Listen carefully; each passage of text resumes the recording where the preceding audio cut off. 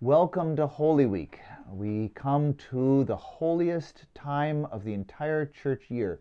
Sometimes when I ask students what is the holiest day of the year, they'll immediately jump to Christmas. But in fact, Easter is the holiest day of the year. Christmas, when our Lord is born, is all building towards his saving sacrifice and his resurrection.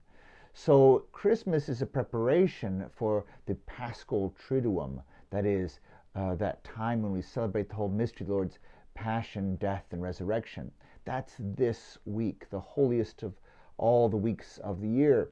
And a painful time for us to be separated from one another, separated from our public liturgical celebrations that are so powerful. But I want to give you a few hints of how you can enter into the spirit of Holy Week from home. So 3 tips. The first, as we hear the story of the Lord's Passion, place yourself in the story. This is a neat hint from St. Ignatius of Loyola, to find a way that you've heard the story so much, but now insert yourself. And then what do you notice?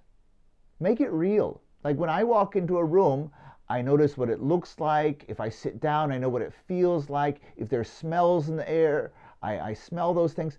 Put yourself into these various scenes of the Lord's Passion, and what do you see? What do you hear? What do you smell? What do you feel? Jostling people around you. Put yourself in the scene and see if it doesn't become more real, a richer meditation for you. The second hint, I got this one from the Venerable Fulton Sheen. Archbishop Sheen, of course, preached so much about the Lord's Passion, and he used to every Good Friday give an extended meditation. And of course, he's written several books about these episodes in the Lord's life. One of his books is The Characters of the Passion. And so one other way of thinking about the Passion of the Lord this Holy Week, pick one of those characters and walk through the whole time with that character. Are you going to be John at the Last Supper, leaning against the Lord's breast?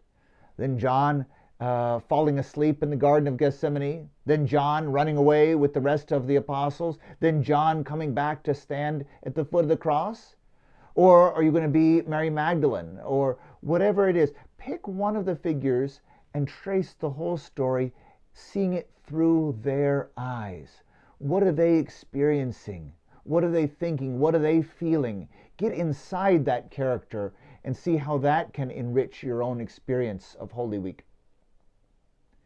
The third hint for how to experience this week is actually good for all year long. It's not just for Holy Week. Associate the pains and the struggles of your life with the Passion of Christ. So, how can I, understanding my own struggles, relate them to Christ's? Sometimes we just shake our fist and say, God, why do you let me struggle? Instead, that puts us in opposition to God, that seems as though God is foreign to us. We've alienated ourselves from God. Instead, see how God, through the incarnation, comes down here and takes our sufferings on himself. Mother Teresa of Calcutta used to have, for a period of her life, very, very bad migraine headaches. No one ever knew about it.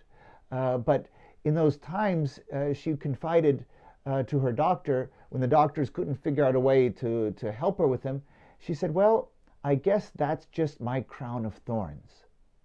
And then she peacefully went about it, not letting anybody know that she was in such pain. But that throbbing in her head, she associated, well, Jesus, when those thorns were placed on your head must have throbbed too. So let our sufferings bring us closer to the Lord rather than further away when we start shaking our fist at him. Or perhaps you're isolated right now and you can't be with your family, can't be with friends, and you feel out of sorts because of that. Or just maybe you're in a period of spiritual desolation where you feel that prayer is empty and where is God in all of this?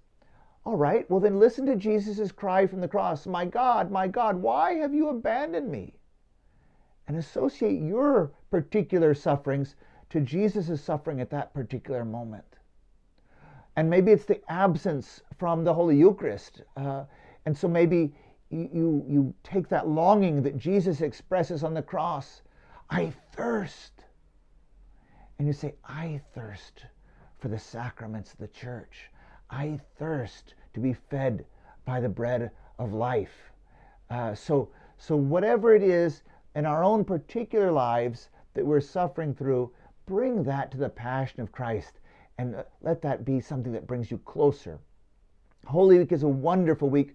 I hope that even though we have a new routine that's been established in quarantine, that you break even that new routine and slow down and make it richer by prayer and meditation during this Holy Week.